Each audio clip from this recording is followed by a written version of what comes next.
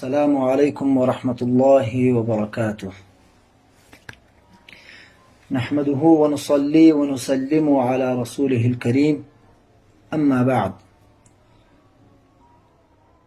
فقال الله تبارك وتعالى في القرآن المجيد والفرقان الحميد أعوذ بالله من الشيطان الرجيم بسم الله الرحمن الرحيم ورتل القرآن ترتيلا الذين آتيناهم الكتاب يتلونه حق تلاوته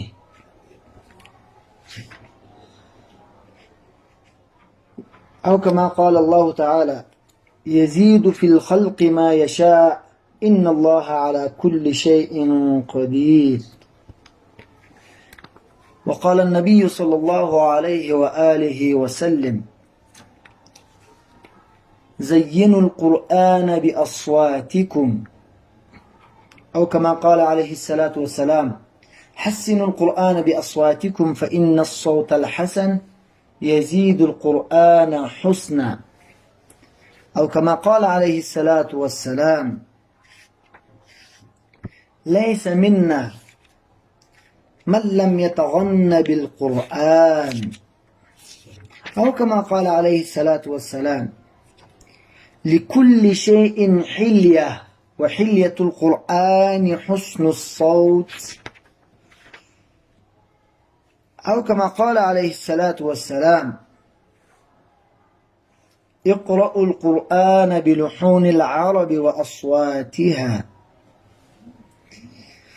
صدق الله العظيم وصدق رسوله النبي الكريم ونحن على ذلك لمن الشاهدين والشاكرين والحمد لله رب العالمين. کلاس میں موجود سارے قرآن کرام مختلف علاقوں سے موجود ہے. سب کو میرے طرف سے ایک بار پھر السلام علیکم ورحمۃ اللہ.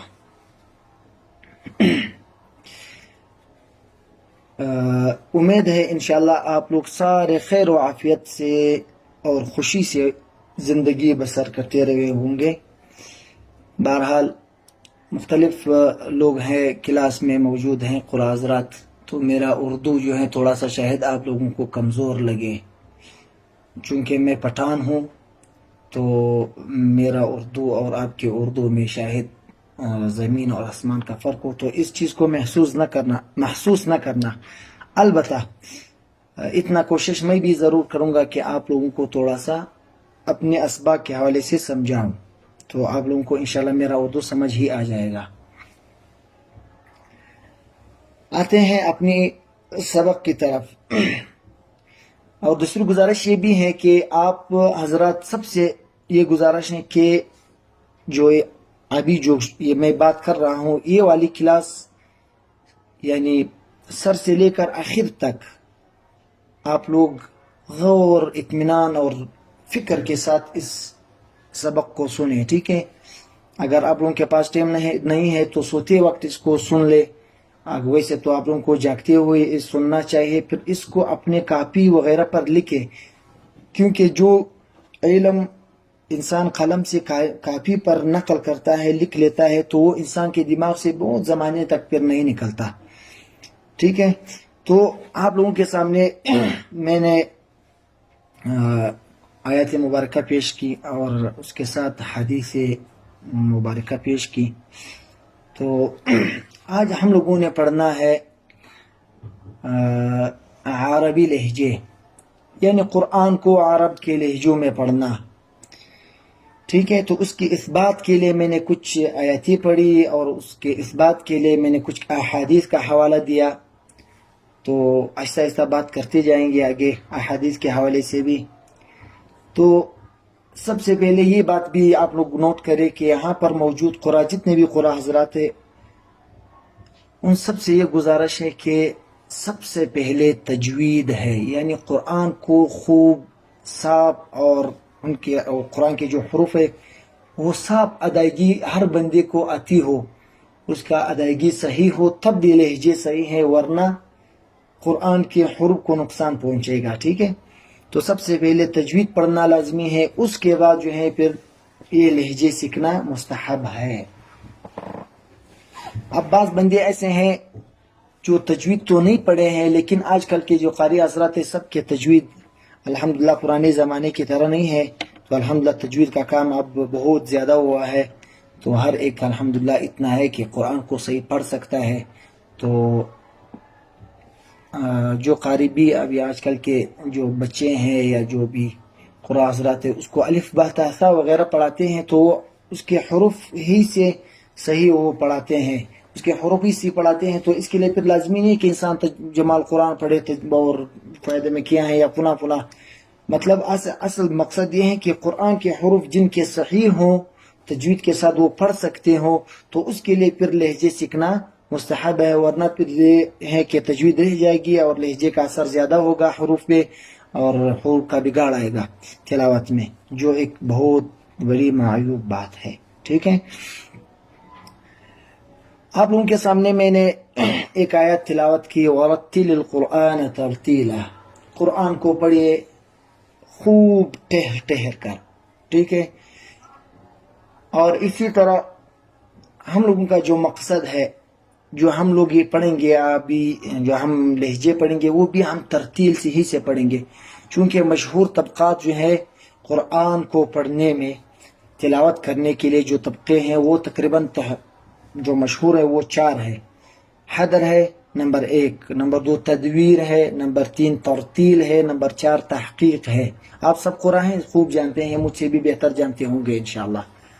تو حدر وہ تلاوت ہے جو ہم لوگ تراویح وغیرہ میں پڑھتے ہیں، جو تیز پڑھتے ہیں، مثلا الحمد للہ رب العالمین الرحمن الرحیم مالک یوم الدین ایاک نعبد و ایاک نستعین۔ اسی طرح دوسرا طبقہ ہے تدویر، ٹھیک ہے، اس کا دوسرا قسم کیا ہے؟ تدویر، جو ہم فجر کی نماز میں، مغرب کی نماز میں اور عشاء کی نماز میں پڑھتے ہیں، مثلا الحمد للہ رب العالمین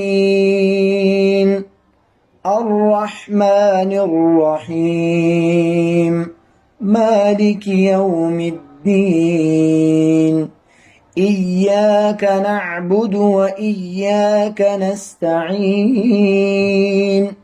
یہ کیا ہے؟ تدویر۔ اچھا، اور تیسری قسم کیا ہے؟ ترتیل۔ کیا ہے؟ ترتیل۔ ہم لوگ بھی پڑھیں گے ترتیل کو، ٹھیک ہے، یعنی ٹہر ٹہر کر ہر حرف کو اس کے مخرج سے خوب صفائی کے ساتھ، مکمل جميع صفات کے ساتھ پڑھنا، اس کو ادا کرنا، ٹھیک ہے۔ مثلا جیسے ہم لوگ یہ جو جلسے وغیرہ میں حسن قرات کے پروگراموں میں ہم لوگ تلاوت کرتے ہیں، تو یہ اصل میں یہ ترتیل ہے، ٹھیک ہے۔ مثلا الحمد للہ رب العالمین الرحمن الرحیم مالک یوم الدین ایاک نعبد و ایاک نستعین۔ یہ کیا ہوا؟ یہ ترتیل ہوا۔ اور چوتھی قسم ہے تحقیق۔ یہ تحقیق وہاں بعض قرآن حضرات پروگراموں میں بھی تحقیق کے ساتھ پڑھتے ہیں، لیکن اکثر یہ وہاں استعمال ہوتا ہے جب استاد اپنے شاگرد کو مشق کراتا ہے، اور اس مشق کے دوران قرآن کو خوب ٹہر ٹہر کر، انتہائی یعنی ترتیل سے بھی آہستہ، یعنی سلو سپیڈ میں، ترتیل سے بھی سلو پڑھتے ہیں، ہر حرف کو الگ الگ جدا جدا کر کے پڑھتے ہیں، تو اس کو کیا کہتے ہیں؟ تحقیق۔ ہم لوگ پڑھتے ہیں اس میں وَرَتِّلِ الْقُرْآنَ تَرْتِيلًا، ترتیل کے ساتھ پڑھیں گے جو پروگراموں میں ہوتا ہے، لیکن یہاں پر قرآن موجود ہے تو ہر لہجے کو انشاءاللہ حدر میں بھی پڑھیں گے، تدویر میں بھی پڑھیں گے، ٹھیک ہے، تاکہ جو حدر کے شوقین ہیں وہ حدر بھی اپنا صحیح کرے اور تراویح میں خوب پڑھیں، اور جو نماز میں بعض امام بھی موجود ہوں گے تو اس کے لیے انشاءاللہ تدویر میں بھی ہر مقام کو پڑھیں گے ساتھ ساتھ، ٹھیک ہے۔ اچھا، آ جاتے ہیں لہجوں کی طرف۔ ہم پڑھتے ہیں، آپ لوگوں کے سارے سب کے ذہن بنے ہوئے ہیں کہ مقامات، کہ ہم تو مقامات کے کلاس میں ہم لوگوں نے داخلہ لیا ہوا ہے، تو آ جائے مقامات کی طرف۔ اصل میں مقامات کا لفظ جو ہے یہ معیوب اس وجہ سے ہیں قرآن کے ساتھ، اس کی شائستگی اس وجہ سے نہیں ہے، اس کی وجہ سے نہیں ہے کہ وہ یہ مقامات کا جو لفظ ہے وہ گانے والے یعنی جو ساز اور سروز اور یہ جو رباب وغیرہ والے ہیں یہ استعمال کرتے ہیں. تو جو لفظ وہ لوگ استعمال کرتے ہیں وہ ہمارے قرآن کے ساتھ جو ہے وہ معیوب ہوتا ہے. اس وجہ سے تو ہم لوگوں نے اس کا جو نام ہے وہ حدیث مبارکہ سے لے کے استعمال ہم کریں گے. وہ کیا کریں گے؟ عربی لہجات کہاں سے اٹھائیں گے؟ اقرأوا القرآن بلحون العرب واصواتها، یعنی قرآن کو عرب کے لہجوں میں پڑھو اور ان کے آوازوں میں پڑھو. اب عرب کے لہجے کیا ہیں؟ تو عربی لہجے ہیں جو اب ہم پڑھیں گے. ٹھیک ہے، عربی لہجے کا ہم جو ابھی پڑھیں گے تو عربی لہجے کیوں ضروری ہے، اس میں پڑھنا کیوں ضروری ہے، کیوں لازمی ہے، اور یہ حکم ہمیں کیوں ہوا ہے، اس وجہ سے ہوا ہے. سب سے پہلے دیکھیں آپ ایک بات کو آپ لوگ سمجھے کہ قرآن چونکہ عربی ہے اور ہم سارے عجمی ہیں تقریباً یہاں پہ تو اس وجہ سے حدیث میں جو آتا ہے اللہ کے نبی فرماتے ہیں اقرأوا القرآن بلحون العرب واصواتها، کہ آپ لوگ قرآن کو پڑھو کس کے لہجوں میں؟ عرب کے لہجوں میں. یہ نہیں پڑھا کہ آپ امریکہ والے کے لہجوں میں پڑھو یا پاکستان والے کے لہجوں میں پڑھو یا انڈیا والے کے لہجوں میں پڑھو، بلکہ کیا بولا کہ عرب اور جمیع عرب کے بارے میں بولا. یہ بھی نہیں بولا کہ آپ مکے والے عرب کے بارے کے لہجے میں پڑھو یا مدینے والے جو عرب ہے اس کے لہجے میں پڑھو یا سوریہ وغیرہ اس طرف جا کے مصر وغیرہ کی طرح وہ صرف وہ جو عرب ہے اس کے لہجے میں پڑھو. نہیں، عرب جمیع عرب کہا. ٹھیک ہے، یعنی اقرأوا القرآن بلحون العرب. ابھی عرب میں تقسیم نہیں کیا کہ فلاں فلاں فلاں، نہیں، بس جو عربی ہیں اس کے لہجے کو اپنائیں، اس کے لہجے میں پڑھو. اس کی وجہ بھی یہی ہے کہ قرآن چونکہ عربی ہے تو ہمیں عربی کا لہجہ قرآن کو بھی عربی لہجے میں پڑھنا چاہیے. لیکن اگر آپ خود سوچیں کہ ہم لوگ اگر پشتو میں ابھی میں مثال کے طور پر کوئی پنجاب والے ہیں، اردو والے ہیں، اردو سپیکنگ والے ہیں، کوئی پشتو والا ہے، کوئی فارسی والا ہے، تو اس کے لیے اگر وہ قرآن فارسی اس کا لہجہ چونکہ وہ فارسی ہے تو فارسی لہجہ اس کا ہوگا، اور میں پٹھان ہوں میرا لہجہ پھر پٹھان کا ہوگا، اور باقی آزاد کوئی اردو سپیکنگ ہے، کوئی بلوچ بھائی ہیں، کوئی انگریز ہوگا، کوئی کیا ہوگا، اس کے لہجے ہر علاقے کے الگ الگ لہجے ہیں. تو وہ لہجوں میں تو قرآن نہیں پڑھا جا سکتا. اگر پڑھے گا بھی تو بہت یعنی سب اس پہ ہنسیں گے بھی اور ایک عجیب سا نظر آئے گا. مثال کے طور پر میں ایک دو تین مثالیں ایسی مثال کے طور پر دے دیتا ہوں. اگر کوئی قرآن کوئی فارسی بان ہے، فارسی بولتا ہے، ایران کا ہے یا کسی اور ملک کا ہے، تو اگر وہ فارسی کے لہجے میں قرآن عربی چونکہ قرآن چونکہ عربی ہے، اگر وہ قرآن کو فارسی لہجے میں پڑھیں، اس کا اپنا لہجہ چونکہ عرب، اگر اس کو عربی لہجہ نہیں آتا تو اس کا لہجہ اپنا تو فارسی ہے، تو فارسی میں قرآن کو کس طرح پڑھے گا؟ الحمد للہ رب العالمین الرحمن الرحیم مالک یوم الدین ایاک نعبد و ایاک نستعین. جتنا بھی اس کا تجوید صحیح ہو لیکن لہجہ اس کا کیا ہے؟ فارسی، جو قرآن کے ساتھ شائستگی نہیں رکھتا. اگر کوئی پٹھان اس طرح قرآن کا وہ آیات پڑھے اپنے لہجے میں تو کیا پڑھے گا؟ الحمد للہ رب العالمین. کتنا برا لگتا ہوگا. ٹھیک ہے، اسی طرح کوئی پنجابی ہو تو پنجابی میں پھر پتہ نہیں کس طرح پڑھے گا. وہ تو ابھی ہر ایک اپنے اپنے زبان میں اس کو پتہ ہے کہ کس طرح پڑھا جاتا لہجے، اس کو پتہ ہے، وہ اپنے آپ سے اس چیز کو تھوڑا سا مثال خود سے پیش کر دے کہ ہم لوگ اگر پڑھتے تو پھر کس طرح پڑھتے. ٹھیک ہے، اسی طرح تو بلحون العرب کا اصل مقصد یہی ہے کہ عرب کے لہجوں میں پڑھو. اچھا، ابھی عرب کے لہجوں میں پڑھو، لہجہ بھی نے کہا لہجے، یعنی عرب کے کئی لہجے ہیں، ایک لہجہ نہیں ہے، کئی لہجے ہیں. یعنی مکے والے کا الگ لہجہ ہے، مدینے والے کا الگ لہجہ ہے، پھر وہاں پر جا کے مصر والے کا الگ لہجہ ہے، فلانے والے کا الگ لہجہ ہے، امارات کا الگ لہجہ ہے، دبئی والوں کا الگ لہجہ ہے. ٹھیک ہے، تو سارے عربی ہیں، سارے پڑھتے ہیں، تو بس ان لوگوں کا لہجہ اپنا جو کہ عرب ہو کیونکہ قرآن عربی ہے. اور اسی طرح وَأَصْوَاتِهَا یعنی صوت. اچھا، عرب یہ لہجوں کے بارے میں تھوڑا سا ایک اور چیز بھی تذکرہ کر دوں. آپ نے دیکھا ہوگا، بعض حضرات نے دیکھا ہوگا، اگر نہیں دیکھا ہے پھر اس کے اگر والد صاحب نے حج کی ہوگی تو اس سے پتہ کر لیں، یا کسی نے عمرہ کیا ہوگا، کہ آپ اگر مکہ چلے جائیں وہاں کے لوگوں کا لہجہ بہت سخت ہوتا ہے. وہ بھی عرب ہے، کا لہجہ ایسا سخت ہوتا ہے جیسے انسان کو ویسا بدتمیز سا نظر آتا ہے. پھر اگر آپ مدینے آ جائیں تو ان لوگوں میں پھر نرمی سا پایا جاتا ہے, وہی عرب ہے لیکن ایسا نرم لہجہ ہوتا ہے. اسی طرح آپ پھر دوسرے جگہ پہ چلے جائیں, وہ سے پھر یا سخت ہوگا یا پھر نرم ہوگا. ٹھیک ہے, تو یہ حالانکہ عربی سب ایک ہی عربی بولتے ہیں, لیکن ہر آپ 25 کلومیٹر 30 40 100 کلومیٹر کے بعد آپ کو لہجہ نظر یعنی چینج نظر آتا جائے گا. ٹھیک ہے, تو اس وجہ سے عرب کے لہجے بھی زیادہ ہیں, تو اس کو ہم لوگوں نے اپنانا ہوگا. اس کے بعد وہ اصواتها یعنی اصوات ان کی آوازوں میں پڑھو, اپنی آوازوں میں مت پڑھو. یعنی کیا اس کا مقصد کیا ہے؟ اصواتها یعنی کسی کا آواز پتلا ہے, کسی کا نرم ہے, کسی کا اس سے پتلا ہے, کسی کا بھی موٹا ہے. یہ آواز کے طبقات ہے, اللہ نے ہر ایک کے گلے میں رکھے ہوتے ہیں. ٹھیک ہے, اچھا تھوڑا سا مختصر کر کے انشاءاللہ یہ باتیں آہستہ آہستہ باقی کلاسوں میں بھی ہوتا جائے گا. تو آ جاتے ہیں تھوڑا سا. اچھا, اللہ کے نبی فرماتے ہیں حسن القرآن باصواتکم, کہ آپ قرآن کو اپنے آوازوں سے مزین کرو, قرآن کو اپنے آوازوں سے مزین کرو.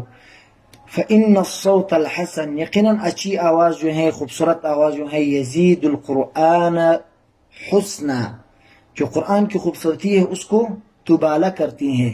ٹھیک ہے, تو اب خوبصورت آواز کیا ہے؟ خوبصورت آواز یہ تو نہیں ہے الحمد للہ رب العالمین الرحمن الرحیم مالک یوم الدین ایاک نعبد و ایاک نستعین اہدنا الصراط المستقیم. اب یہ خوبصورت تو نہیں ہے, یہ تو لوگوں پر بوجھ ہو جاتا ہے. پھر یہ اگر بوجھ ہو جاتا ہے تو پھر ہم اس حدیث کی طرف آ جاتے ہیں, من لم یتغن بالقرآن فلیس منا, جو قرآن کو غنا کے ساتھ نہیں پڑھتا, تدبر کے ساتھ نہیں پڑھتا, خوش آوازی کے ساتھ نہیں پڑھتا, وہ ہم میں سے نہیں ہے. تو وہ ایک بہت بڑی وعید ہے. قرآن کو انسان خوبصورتی کے ساتھ پڑھے تاکہ جو سنتے ہیں اس پر اثر کرے, نہ کہ اس پر بوجھ ہو جائے. ٹھیک ہے, تدبر کے ساتھ قرآن پڑھنے سے جو ہے انسان کے لہجے پر بھی اثر آتا ہے. اس کے لہجے پر آٹومیٹکلی اثر کیا آتا ہے؟ اگر انسان تدبر کے ساتھ قرآن پڑھے, اس کے عذاب آیات آئے گی تو اس کا لہجہ, اس کا انداز بھی چینج ہوتا جائے گا. تو جب لہجہ چینج ہو گیا تو اس میں کوئی مقام کا لفظ آ جائے گا, کوئی لہجے کا لفظ آ جائے گا. اور اگر خوشی کے آیات ہے تو بھی خوشی محسوس کر کے اس کا لہجہ بھی چینج ہوتا جائے گا. اسی طرح یہ لہجے ہر آیات کے ساتھ چینج ہوتے جاتے ہیں. ٹھیک ہے, اور کرنا بھی چاہیے. اگر عذاب کی آیات ہے تو عذاب والا لہجہ استعمال کرنا چاہیے, اور اگر جنت والی آیات ہے, خوشی والی آیتیں ہیں تو خوشی والی لہجہ استعمال کرنا چاہیے. اور اگر حکمی آیتیں ہیں تو اس میں حکمی جو لہجہ ہے وہ استعمال کرنا چاہیے. مثال کے طور پر اگر کوئی بندہ آپ کے ساتھ عجمی بھی بیٹھا ہے آپ کے سامنے, آپ اگر عذاب کی آیات کو عذاب والی لہجے میں پڑھیں گے تو اگر اس کو سمجھ بھی نہیں آتا عربی, لیکن وہ یہ سمجھ جائے گا کہ یار قاری صاحب جو تلاوت کر رہا ہے میرے خیال میں کوئی عذاب کی آیات ہے جو قاری صاحب پر ایسا اثر آ رہا ہے. ٹھیک ہے, تو اللہ نے حضرت داؤد علیہ السلام کو بہت بہترین خوبصورت آواز سے نوازا تھا. یہ آواز اللہ کی طرف سے ایک بہت بڑی نعمت ہے. ٹھیک ہے, بہت بڑی نعمت ہے, لیکن اب اس کو استعمال کرنا, بعض لوگ کس چیز میں استعمال کرتے ہیں, بعض لوگ کس چیز میں استعمال کرتے ہیں. اللہ ہمیں صحیح استعمال کرنے کا, قرآن کو خوبصورت آواز سے پڑھنے کی توفیق عطا فرمائے. ٹھیک ہے, تو قرآن فتح الباری میں ہے, ایک بہت بڑی شرح ہے صحیح بخاری کی. فتح الباری میں ہے کہ حضرت داؤد علیہ السلام 70 لہجوں میں قرآن پڑھتا تھا, 70 لہجوں میں. ابھی اگر کوئی مقصد یہ لے رہا ہے, لہجے سے مقصد یہ لے رہا ہے کہ کوئی مد ہے, غنہ ہے, فلاں ہے یا باقی ہے, تو یہ 70 لہجوں کا پھر کیا مقصد ہے؟ ٹھیک ہے, 70 اور ہر لہجہ ایک دوسرے لہجے سے ممتاز ہوتا تھا. جب حضرت داؤد علیہ السلام زبور پڑھتا تو ہوا میں یہ جو مرغ ہے, جو چڑیے وغیرہ ہے, پتہ نہیں اس کو کیا بولتے ہیں, پرندے وغیرہ, تو یہ پرندے آ جاتے تھے اور کھڑے ہو جاتے تھے, پر مار کے کھڑے ہو جاتے تھے اور زبور سنتے تھے حضرت داؤد علیہ السلام کی. کیوں کہ آواز میں خوبصورتی اتنی زیادہ پائی جاتی تھی کہ وہ آگے نہیں جاتے تھے, اس کو سن لیتے تھے. ٹھیک ہے, تو 70 لہجوں کا مقصد یہ ہے کہ ہر لہجہ کو پڑھنا اللہ نے دی ہوتی ہے انسان کو. بعض انسان کو اللہ نے اگر صوت دی ہوتی ہے, میں نے ایک آیات پڑھی آپ لوگوں کے سامنے کہ یزید فی الخلق ما یشاء ان اللہ علی کل شیء قدیر، کہ اللہ جب چاہتا ہے، اللہ جو چاہتا ہے وہ کرتا ہے. یعنی اگر اللہ چاہتا ہے تو اپنے مخلوقات میں اپنے مخلوقات کے بعض صفات کو اس کو مزید کر دیتا ہے، اس میں زیادتی پیدا کرتا ہے. تو اس میں آپ معارف القرآن کے تفسیر میں آپ دیکھیں گے تو اس میں مختلف اس سے معنی اٹھائی گئی ہیں. اس کے تفسیر میں آپ دیکھیں گے تو اس میں حسن خلق بھی ہے، یعنی بہت بہترین اخلاق اللہ کسی بعض اپنے خاص بندے کو اس میں اضافہ کر دیتا ہے. اسی طرح خوبصورتی ہے انسان کے بدن میں، چہرے میں. اسی طرح بہت ساری چیزیں بیان کی ہیں. اس میں ایک صفت یہ ہے کہ اللہ جو زیادہ کرتا ہے انسان کے بعض انسانوں کے مخلوقات، یعنی اپنے مخلوقات میں، اس میں انسان ہے، انسان کے صوت میں یعنی حسن الصوت، اس میں جب زیادتی کرتا ہے تو یہ اس آیات کی تفسیر میں بیان کی ہے. تو حسن صوت جب اللہ کسی کو خوبصورت آواز دیتا ہے تو اس کو کس چیز میں استعمال کرنا چاہیے؟ قرآن ہی کے ساتھ، تو اللہ نے قرآن ہی کے ساتھ اس کو استعمال کرنے کی اجازت دی ہے، یا پھر اگر ہم نعوذ باللہ کوئی گانے شانے وغیرہ میں استعمال کریں. اسی طرح علامہ قرطبی کے بہت اس کی تفسیر میں آپ دیکھ لیں گے، اس آیات کی تفسیر میں اس نے کیا اٹھایا ہے کہ اس زیادتی یعنی اس جو اللہ صفت زیادہ کرتا ہے اس سے خاص مراد جو ہے وہ حسن صوت ہے. یعنی خاص مراد جو ہے وہ حسن صوت ہے، یعنی حسن صوت جو ہے وہ بہت بڑی نعمت ہے. ٹھیک ہے، بہت بڑی نعمت ہے اللہ نے کسی کو دی ہوتی ہے. اب اس کو استعمال کرنا، قرآن کے لہجوں میں لانا، وہ محنت مانگتا ہے. اس کی محنت کے لیے ہم لوگوں نے یہی کلاس شروع کیا ہے. اللہ ہمیں اور آپ کو سب کو اخلاص سے پڑھنے کی توفیق عطا فرمائے، اور مجھے صحیح بولنے کی توفیق عطا فرمائے، اور آپ لوگوں کو سیکھنے اور آگے سکھانے کی توفیق عطا فرمائے. محنت کریں انشاءاللہ العزیز، کچھ نہ کچھ آپ بھی سیکھیں گے. میں بھی آپ لوگوں کو سناتے کچھ سیکھ جاؤں گا. اب آ جائے لہجے کی طرف. یہ لہجے کتنے ہیں، کیا ہے، کس طرح ہے؟ تو لہجوں کا آپ قلم اٹھائیں گے، ایک باتیں بھی لکھیں گے ساتھ ساتھ کاپی پر، کہ لہجوں کا جو ایک مجموعہ ہے وہ ہے صنع بسحر، صاد نون عین، صنع صاد نون عین، صنع بسحر، با سین حا را، بسحر. یہ 7 حرف ہے، صاد نون عین با سین حا را، یہ 7 حرف ہے. یہ مجموعہ ہے لہجوں کا، یہ مقامات کا ایک مجموعہ ہے. دنیا میں کوئی بھی آواز ہو، وہ اس مجموعے کے اندر کوئی نہ کوئی لہجہ لازمی ہوگا. ایک ہے آواز، یہ صوت ہے، یہ آواز ہے. ٹھیک ہے، اب اس آواز میں اگر آپ اتراؤ چڑھاؤ کریں گے، تھوڑا اوپر نیچے ادھر ادھر کر لیں گے تو اس سے کیا بنے گا؟ لہجہ. ابھی اگر اللہ نے کسی کو خوبصورت آواز دی ہو تو خوبصورت آواز آپ نے کسی چیز پر استعمال کر کے پھر اس کو آپ دکھا سکیں گے کہ آواز کی خوبصورتی ہے. اگر میرا آواز مثال کے طور پر خوبصورت ہے تو میں کیا کروں گا؟ اسے کیا پتہ چلتا ہے کہ یہ آواز خوبصورت ہے؟ نہیں، آواز کا پتہ نہیں چلے گا. آپ جب اس کو لہجے پر آپ استعمال کریں گے تب پتہ چلے گا کہ آواز میں کتنی خوبصورتی ہے. تو اس لہجوں پر جب ہم استعمال کریں گے، یہ لہجہ لازمی. دنیا کا اگر موٹر سائیکل آپ چلاتے ہیں، اس کا کوئی آواز نکلتا ہے تو وہ بھی کوئی نہ کوئی لہجہ ہے. ٹھیک ہے، اگر آپ بولتے ہیں، آپ کوئی آیات پڑھتے ہیں، اگر ابھی بعض لوگ ہیں وہ نہیں سمجھتے اس چیز کو، تو کہتے ہیں بھائی کوئی مقام وغیرہ نہیں ہے، تو آپ اس کو بولو کہ آپ سورہ فاتحہ سناؤ. وہ آپ کو سورہ فاتحہ سنائے گا تو آپ ڈائریکٹ بولیں گے کہ بھائی آپ نے اس کو رست میں پڑھا. وہ جو ایسا اٹھے گا کہ بھائی کدھر سے رست میں پڑھا، میں تو رست جانتا ہی نہیں ہوں، بیات کو جانتا نہیں ہوں، میں نے تو ایسے ہی پڑھا. تو آپ اس کو وہی بولیں گے کہ بھائی یہ علم میرے پاس ہے، مجھے پتا ہے کہ آپ نے رست پڑھا. یہ آپ کے پاس علم نہیں ہے، بس اتنی سی بات ہے، باقی اور کچھ نہیں ہے. آ جاتے ہیں لہجوں کی طرف. تو صنع بسحر یہ مجموعہ ہے مقامات کا، یہ یعنی عربی لہجات کا. ویسے یہ لفظ مقامات والے استعمال کرتے ہیں تو ہم لوگ اس کو عربی لہجات میں استعمال کریں گے. دنیا کا کوئی بھی آواز ان لہجوں سے، کوئی لہجہ بھی ان لہجوں سے باہر نہیں ہے. خواہ مخواہ ان لہجوں میں سے کوئی لہجہ ہوگا، دنیا میں بھی کوئی ایسی آواز. ٹھیک ہے، تو اب سمجھنے کی بات یہ ہے کہ انسان کو اس چیز کی سمجھ آنی چاہیے کہ اگر میں کچھ بول رہا ہوں یا پڑھ رہا ہوں تو ایک لہجے، یہ کوئی نہ کوئی لہجہ لازمی ہے. تو بس بات صرف یہ ہے میں نے سیکھا ہے آپ نے سیکھا نہیں ہے. جب آپ سیکھ جائیں گے پھر پتہ چلے گا کہ او یار یہ تو ویسے بھی ہم پڑھتے تھے لیکن اب یہ ہے کہ نام بھی معلوم ہو گیا. سنیا بسحر صاد سے صبا صاد با الف نون سے نہاوند نون ہا الف واو نون دال نہاوند. عین سے عجم عین جیم میم عجم. با سے بیات با یا الف تھا بیات. اور سین سے سیکھا سین یا کاف الف ہا.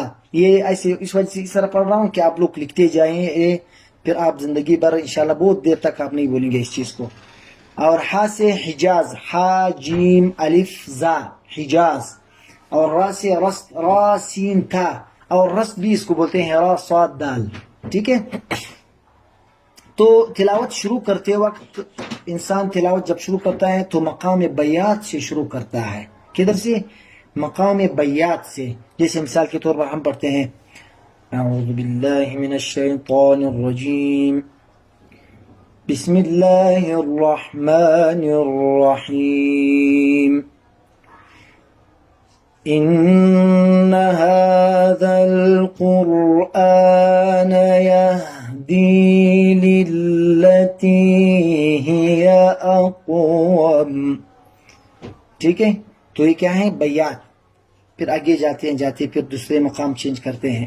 لیکن سیکھنے کے اعتبار سے چونکہ ہم ابھی سیکھ رہے ہیں تو سیکھنے کے اعتبار سے ہم یہ کلمہ جو لکھا ہوا ہے سنیا بسحر مقامات کی جو ترتیب ہے ہم اس ترتیب سے سیکھیں گے. تو پہلے کیا سیکھیں گے؟ مقام صبا. ٹھیک ہے. مقام صبا سیکھیں گے. اچھا ایک چیز اور یاد رکھنا کہ اللہ نے ہر ایک کے گلے میں ایک آوازوں کے ایک طبقات رکھے ہیں.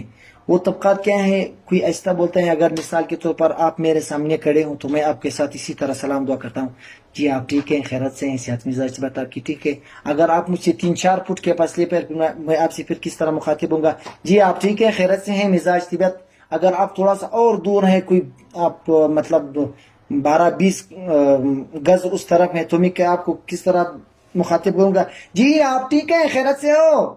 سمجھ آ گئے؟ یعنی اللہ نے جو گلا ہے اس میں طبقات رکھے ہیں. آہستہ آپ اوپر کر سکتے ہیں. اگر کوئی بہت دور ہے تو آپ پھر اس کو نعرہ لگا کے جو نعرہ کا لفظ ہے نعرہ لگا کے پھر اس کو مخاطب کرتے ہو. ٹھیک ہے. تو یہ آواز کے طبقات ہے جو ہم لوگ آپ لوگوں نے اکثر سنا ہوگا جو قرار ہے جواب ہے پھر جواب الجواب ہے یہ ان طبقات میں آتا ہے. اب قرآن کو لہجوں میں پڑھنا اور اس لہجوں میں سے پہلے سب سے پہلے